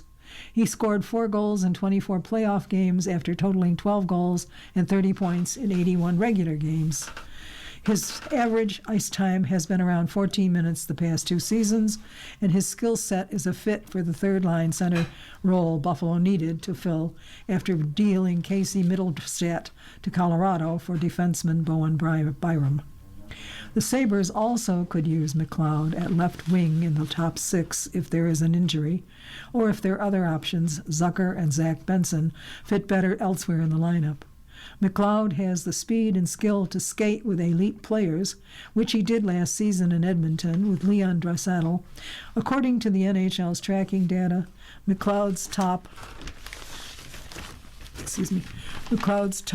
skating speed of 23.82 miles per hour ranked in the 99th percentile last season. McLeod has 1 year remaining on his contract with a $2.1 million cap hit for 24-25, but he's scheduled to be a restricted free agent after next season. He has played 56 playoff games and averaged 13.2 of ice time during the Oilers' most recent appearance. McLeod also has a Buffalo connection, as his brother Matt played hockey at Canisius from 2015 to 19. Tullio has spent the past 2 seasons with the Oilers American Hockey League affiliate in Bakersfield, California. The 5'11" center has 22 goals and 47 points in 117 games for Condors. He's 22 years old and gives the club another right-handed winger in Rochester to skate next to one of the Sabres prospects. The trade is the latest example of the urgency to win in Buffalo. The Sabres' disappointing season in 23-24 caused Adams to revamp his roster, particularly the third and fourth lines, and finally part with one of his top prospects for an NHL player that can help Buffalo win now. Savoy, 20, was drafted 9th overall in 22 and recently completed another season of junior hockey. The 5'10" forward had 19 goals and 47 points in 23 regular season games in the Western Hockey League before he had 24 points in 19 games during Moose Jaw's run to the league championship and Memorial Cup berth. He has been bothered by minor injuries the past 2 seasons, including an elbow and shoulder injury during the finality of the Sabres Prospects Challenge in September 23. Savoy missed most of the training camp, which prevented him from making the NHL roster and created an opportunity for his former teammate, Zach Benson, to earn a spot in Buffalo just months after he was drafted 13th overall. Savoy played 6 games with the Americans, skated only 3.55 in his NHL debut, and went back to the WHL. Scouts, development coaches, and managers for the Sabres love Savoy's competitiveness, intensity, and work ethic. Adam Mayer, their director of development, gushed about Savoy this week at development camp. The issue, however, is that it became evident that Savoy's quickest path to the NHL was on the wing instead of in the center. The Sabres drafted Finnish center Konsta Helenius with the 14th pick, and their top prospect in Rochester, Jiri Kulik, may play the position in the NHL as soon as this season. Noah Ostlund, a 22 first-round pick, will be with the Amerks in the fall. Friday's trade is one that gives Savoy an opportunity to potentially join a Stanley Cup contender soon, and the Oilers are very familiar with Savoy through his older brother Carter, who was one of the organization's prospects. Next up, some Bills news. After a purge, Bills' special teams face uncertainty. The Buffalo Bills' salary cap purge created a great deal of uncertainty for the team's special teams. General Manager Brandon Beane released Deontay Harty and Saran Neal as part of the moves necessary to get under the salary cap, but in so doing, created 2 big questions that remain unanswered heading into training camp. Who will replace Hardy as the primary punt returner? Who will replace Neal as gunner? Those aren't the only questions that special teams coordinator Matthew Smiley needs to find answers for either. The Bills will also hold a competition at punter, with incumbent veteran Sam Martin looking to hold off rookie undrafted free agent Jack Browning. Smiley must also find a replacement for Tyler Matakevich, who was a special teams captain last season. As far as punt returner, wide open probably describes this competition heading to camp. But you're always hoping for competition at every position, Smiley said. We have some exciting guys back there who will be competing to see who gets the job. The possibility of a Hardy for Hardy swap exists after the Bills selected Penn State cornerback Daquan Hardy in the 6th round of the NFL draft in April. Last season, Hardy returned 17 punts, gaining 248 yards and scoring a pair of touchdowns for the Nittany Lions. I thought he was aggressive. He was tough. He did a great job tracking the ball, and he's got speed, Smiley said of watching Hardy's college game tape.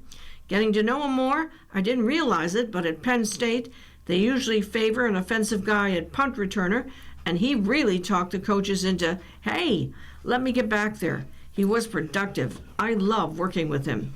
As 6th-round pick, Hardy might need to win the punt return job to make the 53-man roster. At least one national analyst believes he'll do just that. Last month, NFL.com's Chad Reuter named Hardy to his preseason all-rookie team as a return specialist. If Hardy doesn't make the roster, the Bills' other options are likely to include wide receivers Khalil Shakir and Andy Isabella.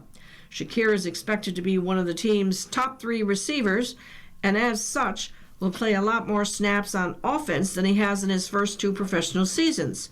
Because of that, Smiley and head coach Sean McDermott may determine they don't want to use him as a returner.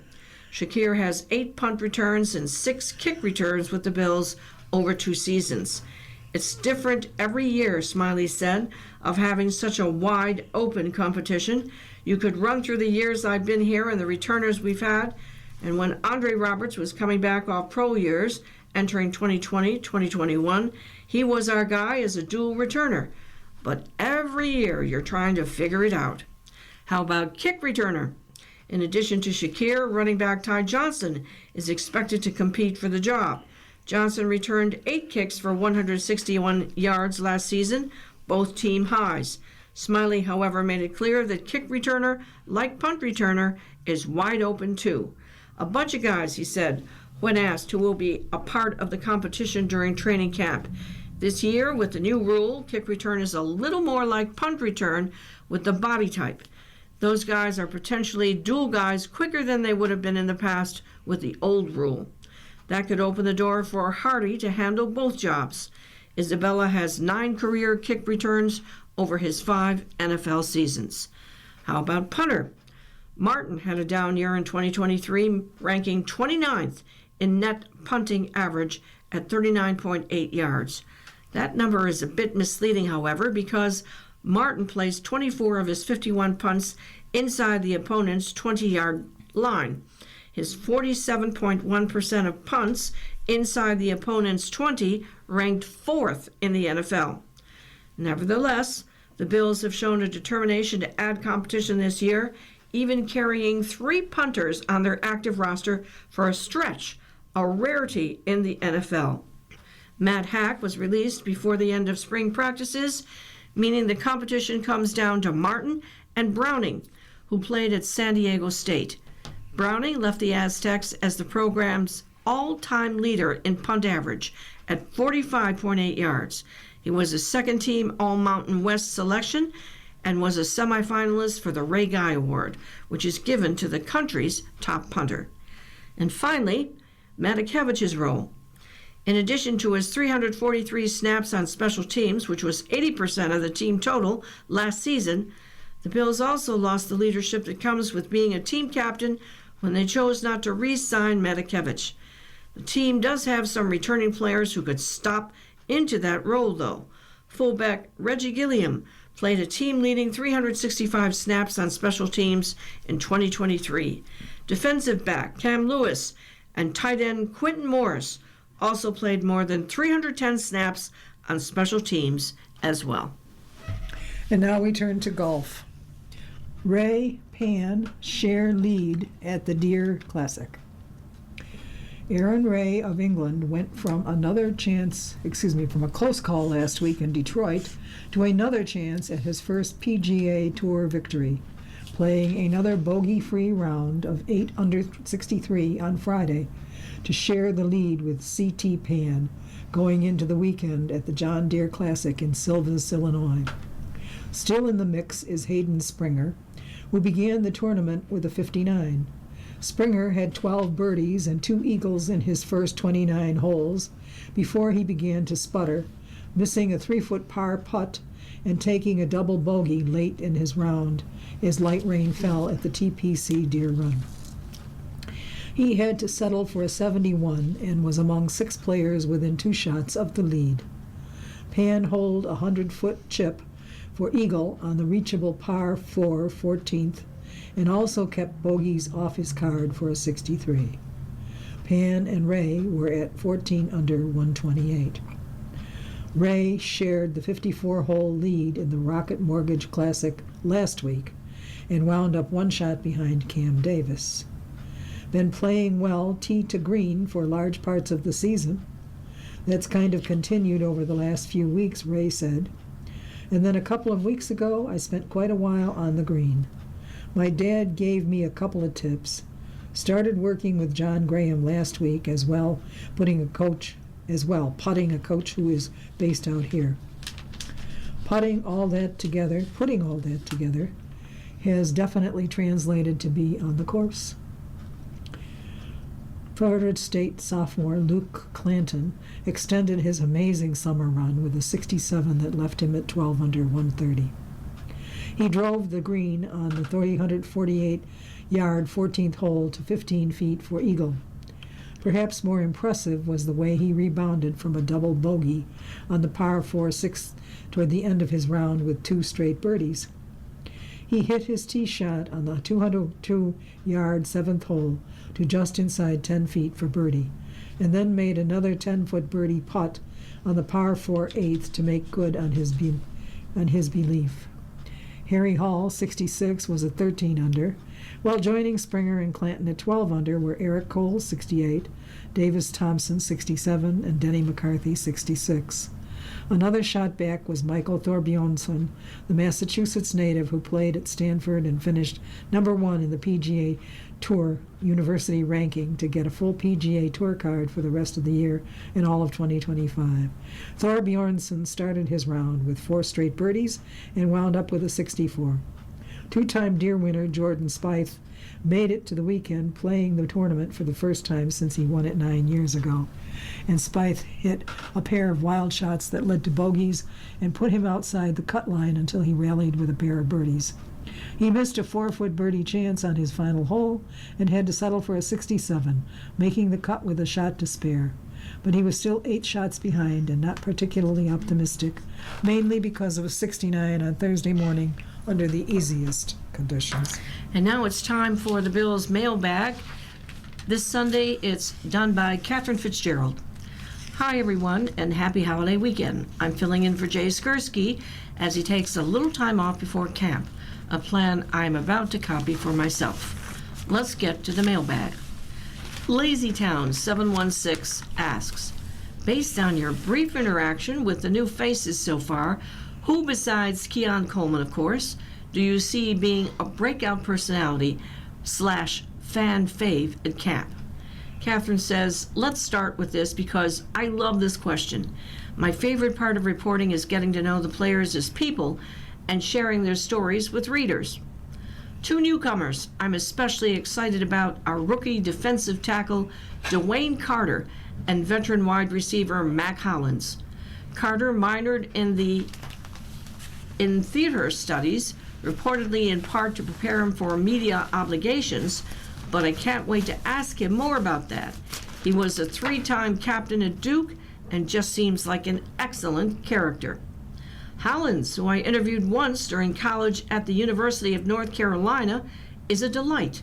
If you're not following his daily habits on Instagram now, which take a different theme each month, I highly recommend doing so.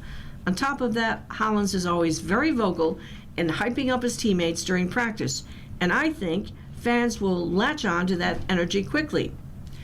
LazyTown 716 also asks, knowing the coaching staff like you do, and with the new rules, how much experimentation with the kickoff return could we get to see at camp and the preseason? Personally, I'd like to see McD let his freak flag fly a little bit here, because why not? YOLO. Catherine, response is LazyTown 716, when you're right, you're right. You do only live once. We should all embrace that in general and experiment with a new kickoff to our heart's contents. That said, knowing this coaching staff, I think what we will see at camp will be very limited. During the OTA practices that were open to the media, we did not see much kickoff return practice. The NFL policy is that one day of each set of 3 OTAs is open to the media, so the Bills very well could have had a practice packed with kickoff returns away from our eyes the other days, but who is to say?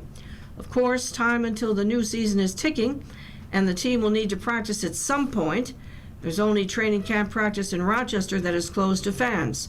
Still, I think even though the 3 preseason games, the Bills, like many teams around the league, won't show a ton when it comes to kickoff strategies.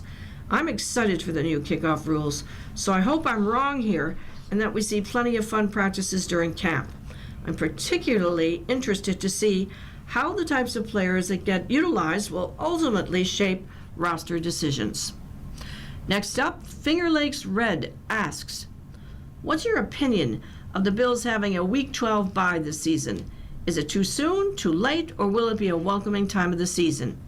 Catherine's response, last year the Bills' bye was in Week 13. That felt very late at the time, though perhaps especially on a personal level.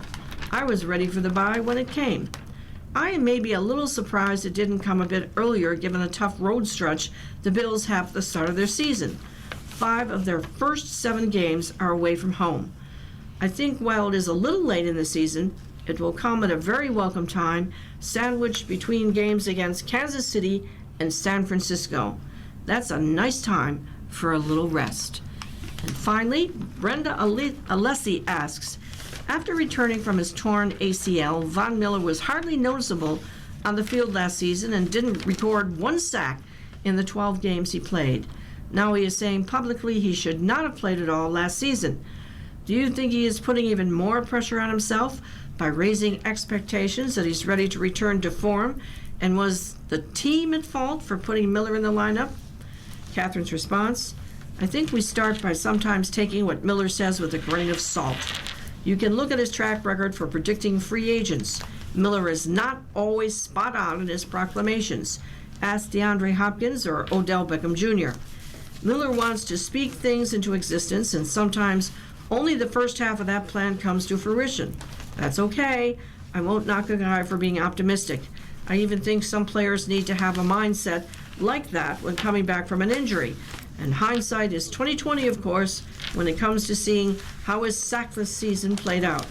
Still, the switch from him saying he would be ready to play Week 1 of last season to then saying he should not have played at all is notable. There's a difference between being medically cleared and fully ready to take the field again. I don't fault the team for medically clearing him, but there's a difference between can play and should play.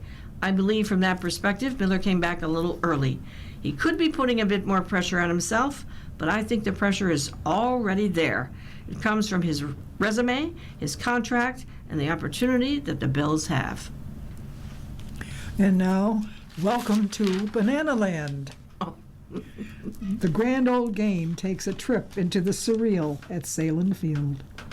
Princess Potassia got the final touches on her yellow ball gown outside Salem Field, then quickly made her way to the entrance gates with a microphone in hand. She broke into a rendition of Pure Imagination, the song actor Gene Wilder as Willy Wonka sang as he led his golden ticket guests into the chocolate factory. But Friday afternoon, this golden royal tailored version welcomed a traveling phenomenon that's taken baseball by storm and makes its first visit to Buffalo. "Welcome to Banana Land, everybody," she announced to the hordes of fans who eagerly sweated out the start of an afternoon that wasn't just about baseball.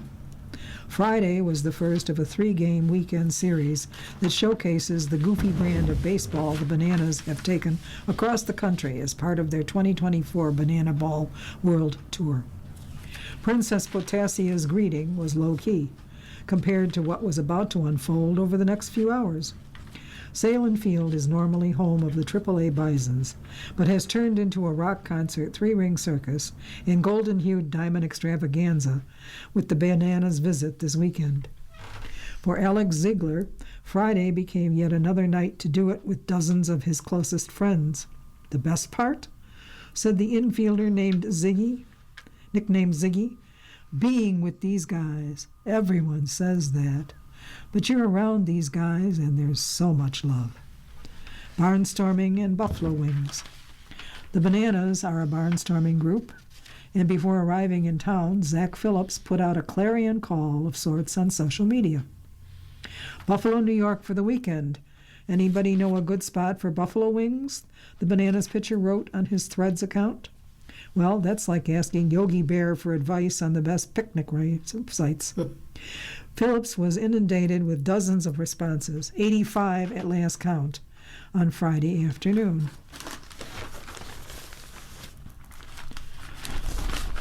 His first stop, Duff's, where he found wings that were tangy, spicy, and sweet, a lot different than the wings he'd grown up eating in Little Rock, Arkansas. "I'm a big Buffalo wing fan, so if I order wings anywhere back home, it's always Buffalo style," Phillips said. "When I got buffalo wings here, it was different. It's a different color, but it tasted so good. It was a good spice. Back home, the wings are just hot. I think I had 16 wings here." Everywhere Phillips goes, he puts out the same query. Where's the best place to eat the local fare? He's asked the question of Columbus, Ohio, and Nashville, Tennessee, and found barbecue in Indianapolis. It's part of the thrill of Phillips getting to see the world. He played in the Kansas City Royals farm system but didn't realize the grind, if you call it that, of baseball till he joined the Bananas. Being able to travel and just have fun and knowing you're going to have to fun, it's real baseball, but it's also entertainment, he said. Coming from the minor leagues, it was just strictly to go play baseball. So this is a dream come true. Dance the night away. As each of the Bananas reached first base, they didn't see the traditional first base coach. Instead, Maceo Harrison was standing on his head while shaking his tail feather to Beyonce's "Single Ladies Put a Ring on It." Harrison has one way to describe himself: "I'm just a vibe." About 3.5 hours before the first pitch, Harrison walked through an elaborate routine with a player to James Brown's 1985 hit, "Living in America," outside the Bison's clubhouse, which was repurposed to accommodate the Bananas. As Harrison set up in the dugout later in the afternoon, he described his influences as a dancer and what he incorporates into his style. Harrison explained how his training in martial arts and capoeira, a Brazilian discipline that includes dance and acrobatics, wove into some of his routines. He broke into an impromptu moonwalk in homage to superstar Michael Jackson. And he said, he's never played baseball. "I did everything but," Harrison said. "I played basketball. I played football. I did cheerleading. Once I went to the dance in 10th grade in high school, and I said, yeah, this is what I want to do." Harrison's vibe fit right into the Bananas' entrance into Buffalo, one that was fit for a dance party. A little girl led the crowd, already pumped up on the Bananas' high-energy introductions, in a series of spins, turns, shimmies, and shakes to get even more invigorated. Then a familiar song broke out, "Shout!" more appropriately for a Bills game down the road at Highmark Stadium, but enough of a bop to get the fans into even more of a frenzy. Feast for the baseball senses. A 9-inning game itself is only a sliver of the fun of Banana Ball. It quickly turns into an overwhelming feast for the senses, and it's easy to get lost in the sideshows of the experience. Between the first and second innings, several players went into the stands to hand out yellow roses to eager fans. Savannah's yellow banana mascot, Split, lounged in the center field during the late innings. When one of the Bananas leaped off a ladder above home plate and onto a folding table, the announced crowd of 16,000 went into a deafening roar. Blink and you might miss something lively on the field, like a leadoff runner on second base wearing a motorcycle helmet. That's Flash the Kid, a.k.a. Malachi Mitchell, the son of former Olympic gold medal sprinter Dennis Mitchell. Shortstop Ryan Cox opened the second inning by executing a behind-the-back grab of a ground ball, and first baseman Eric Jones fielded the throw with an effortless behind-the-back catch. Then center fielder D.R. Meadows did a backflip after catching a fly ball for the second out. Blink again, and the game goes to the seventh inning. But you can't miss pitcher Dakota Stilts Eberton, who entered the game with relief standing nearly 11 feet tall, or the dancing. Between the second and third innings, Harrison led 4 players, including Ziegler, and they busted their best moves to living in America. The twist at the end was actually a backflip by Harrison, who fell into a quartet of Bananas as they waved in adulation to him and cooled him off on a sticky 84-degree night. I tell these guys all the time, I'm here to help you guys look good doing it, even though you're stepping outside of your comfort zone, Harrison said. You're baseball players, but everyone can dance. You just got to find your rhythm. It is easy to say that Bananas found their groove in Buffalo with a 4-1 win against the Firefighters in a tidy 95 minutes. Many people probably won't remember the final score, but they will remember the roses handed out by players, the marching band that led the Bananas into the stadium, and that leap onto a folding table. And now we'll finish up with baseball standings, beginning with the American League. We'll do wins and losses. In the East, Baltimore on top, 56 wins, 32 losses, followed by New York, 54-36, Boston, 48-39, Tampa Bay, 44-44, and in last place, Toronto, 39-49. In the Central Division, Cleveland, 54 wins, 32 losses, places them on top, followed by Minnesota, 49-39, Kansas City, 48-42, Detroit, 40-48, Chicago, 26-64. And in the West, Seattle, 49 wins, 41 losses, first place. Houston, 46-42, Texas, 40-48, Los Angeles, 36-51, Oakland, 33-57. We go to the National League East.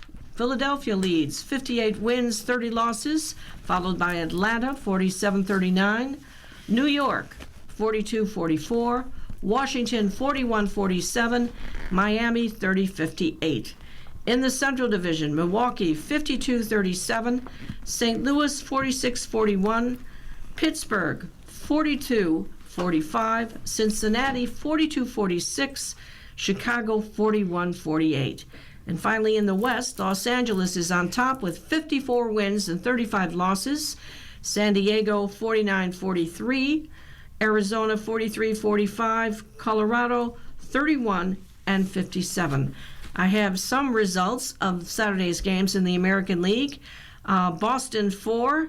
New York Yankees, 14. Houston, 3. Minnesota, 9. Tampa Bay, 3. Texas, 4. Baltimore 8, but Oakland's got 19. Toronto 5 and Seattle 4. In the National League, New York Mets 5, Pittsburgh 2, Washington 14, St. Louis 6, Atlanta 5, Philadelphia 1, LA Dodgers 5, Milwaukee 3, San Diego 5, Arizona 7. And Chicago Cubs 0. So that means the LA Angels won at 7. Detroit 5, Cincinnati 3, Cleveland 5, San Francisco 4, the Chicago White Sox 3, and Miami 4. And I think that's all I have. Wait a minute, Kansas City lost. Colorado had 3, and Kansas City 1. You've been listening to a reading of articles and features from the Buffalo News for Sunday, July 7th. We read the Buffalo News live on weekdays and Sunday mornings at 9 a.m., and we rebroadcast at 4 p.m. For more information, call 716-821-5555. Your readers today have been Jean Miner? and Barb Jakubowski. Thank you so much for listening. Have a great week and try and keep cool. We got a lot of 80-degree weather this week. Yep.